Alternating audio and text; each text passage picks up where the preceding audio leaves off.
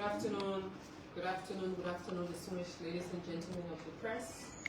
Welcome to another edition of our weekly press briefing here at the Rehab Office of the President. Today is Friday, October 24th. Today is celebrated as United Nations Day. Wherever you are, however you're listening, whether you're in the counties or in the diaspora, we'd like to welcome you to this edition of our weekly press briefing. And the reason why we are at an unusual location, one press briefing ago we were here, so today we had just returned from Margibi County, where His Excellency President Joseph Imam Boakai had gone to join the United Nations in celebration of the United Nations Day. It's been a very busy week, as always, for His Excellency the President. And the President sees his activities in the interest of working for the Liberian people. The President is, active and moving and pushing forward the country's agenda, the agenda for which he was elected for. The President week, as I mentioned, has been really busy with the receipt of ambassadors and other members of the diplomatic community who had come to present their letters of credence. As you know, letters of credence presentations are presentations that the President will receive if a new ambassador is appointed by the country and accredited near Monrovia, where they will come to the country and present the credence. And for this week, His Excellency received in audience the ambassador designate of the Kingdom of Spain, the Islamic Republic of Pakistan, the Republic of Philippines, the Republic of Ghana, and the Republic of Mali first. And the following day, the President also received in audience two ambassadors, the ambassador designate of the Commonwealth of Australia and the United Mexican State. And those letter presentations were all presented to His Excellency at the Executive Mansion. For the President, this marked an important time of our country where members of the diplomatic community are working and looking forward to seeing, what contribution they can make to Liberia, especially on the diplomatic front. As you know, Liberia is a very important member of the global community, inclusive of the United Nations and other regional bodies. So with the presentation of letters of credence, he believes that this is also a contribution to our growing image globally, and how Liberia is positioning herself to be a major player in the world. Following the presentation of those, the President also designated Honorable Samuel Sifkuya to speak on his behalf at the program marking the launch of the Executive Mansion Communications Internship Program, a program that the President believes will help public communicators, especially those who intend to join his communication team at the Executive Mansion, in informing the public what he's doing in the activities and actions he's taking, and most importantly, in gauging the views of the public, the Liberian people, the people he served on a daily basis. As I mentioned earlier, the President also did visit Margibi today to commemorate the 80th anniversary of the United Nations. And as you know, the United Nations was established in long ago, 80 years ago, basically, and Liberia being a founding member of the United Nations. And today, the people, the citizens of Margibi, received a President who delivered the keynote message. In that message, the President did again recommit his government's role in calling for a united front for global challenges and global issues, and standing firm with a collective voice of the African community, the Common Africa position, as well as talking about the need of a stronger United Nations and the solidarity that Liberia brings. And Liberia also was, as you all know, elected as a member of the United Nations non-permanent seat in 2026 in the next year, Liberia will be taking her role or taking her place.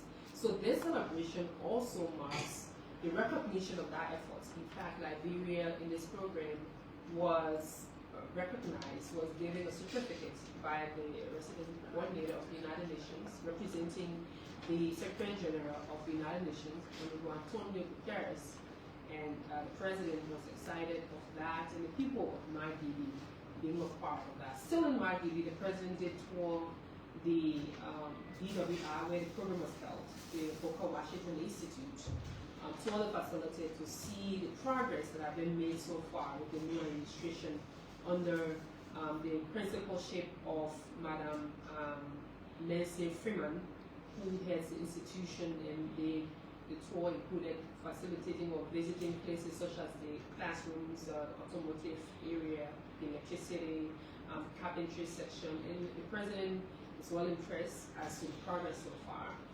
Interestingly, the roads within Calcutta that was paved by His Excellency was also looked at, and it was open, or ribbon was cut for that.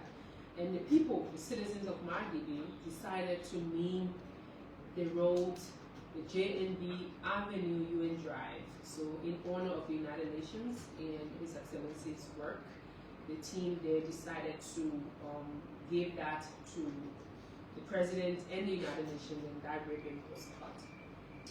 Still on the actions and activities of the President also has appointed members of the government.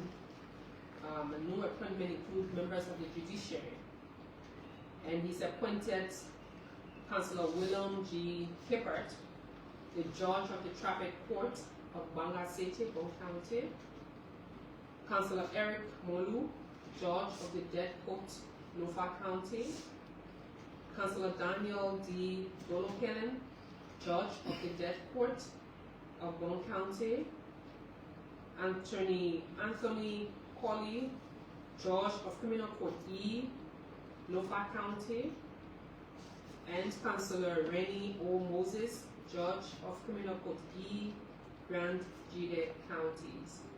And these nominations are expected to go to the Senate for confirmation hearing.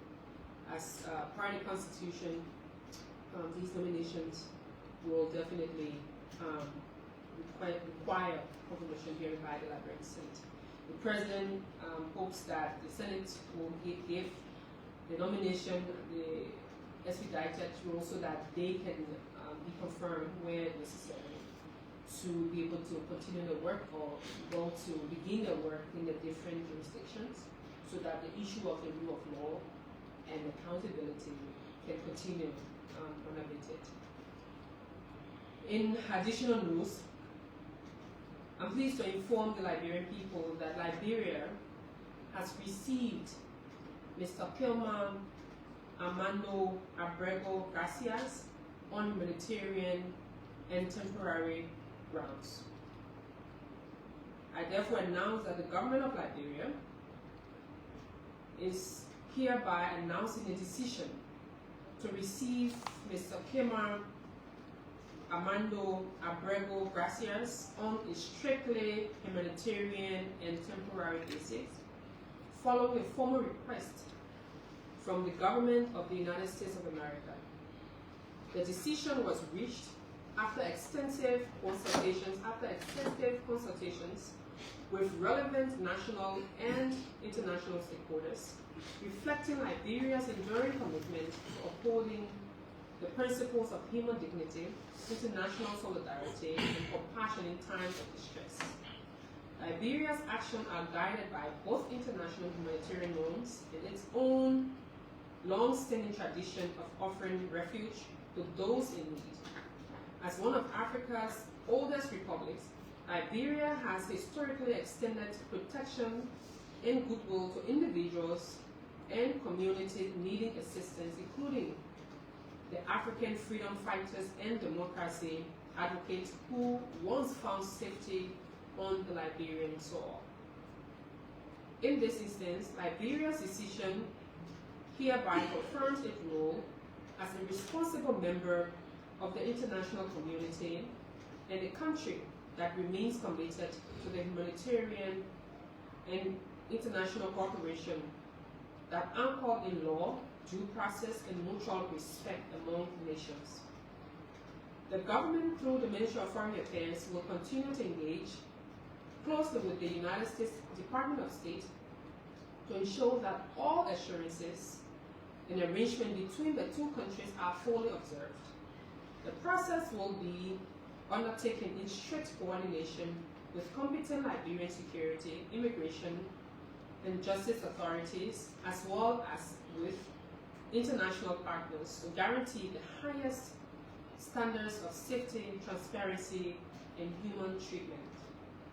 The implementation of this decision will adhere to the following safeguards. 1. A comprehensive security screening and vetting by the relevant Liberian authorities prior to and upon arrival. Respect for due process and human rights, including access to appropriate legal and procedural protections in keeping with international obligations. Non-refoulement assurance, ensuring that Mr. Abrego Garcias will not be returned to any country where he may face a substantial risk of persecution, torture, or other serious harm.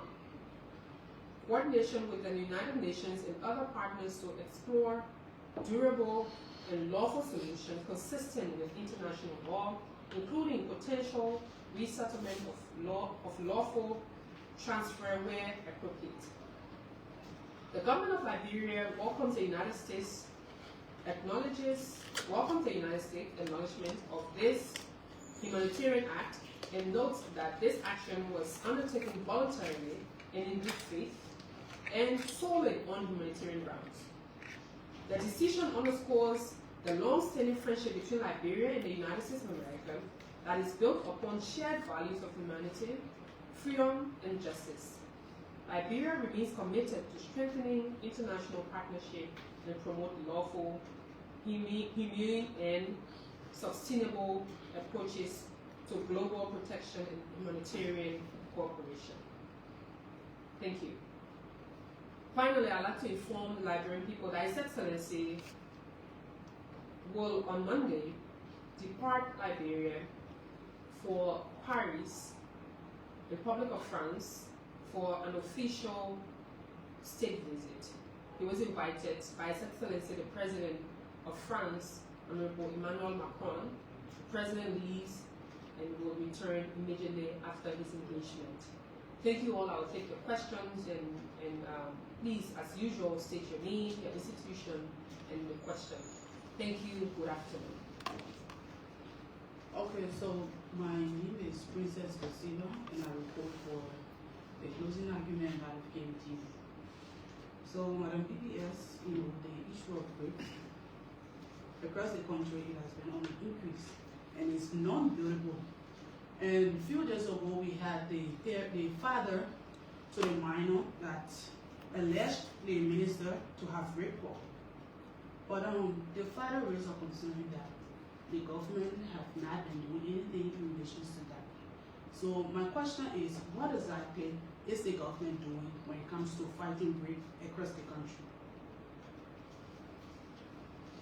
So I'll tell you what the government is doing to fight rape. I'm sure you do know the Ministry of Gender, Children and Social Protection have been one of the key institutions that is in charge of issues of gender-based violence, inclusive of rape and other forms of violence against women and girls.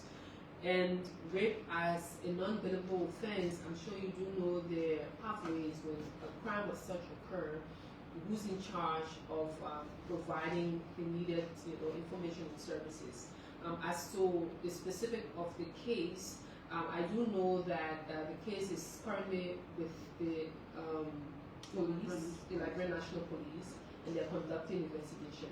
As to the status of that investigation, I've not been informed as to the status of the investigation, but I do know that the investigation was started, and they've been doing the investigation, but as to what's happening is something that I can follow up and give you more information, and also follow up with the Liberian National Police as to why is there this snail pace because I do agree with you, issues of gender-based violence being a non-billable offense, in a criminal matter, it has to have that the necessary law be followed, and favored, and the president is very clear on this, favors should not be granted to anyone, irrespective of who you are, what you do, your proximity to the presidency. It's important when a crime is committed, the authority in charge, that is the Liberian National Police, the Ministry of Justice, and all parts of the criminal justice system should be involved so that the perpetrators are brought to book, and crimes such as rape and other harmful practices against women and girls, and even the rest of the country be brought, because for the president, he views crime as a matter of importance. So it's encouraging all stakeholders who's involved with any matter, not just this situation as he's mentioned, but other situations that is relating to crimes and other things, even crimes that were committed before now, that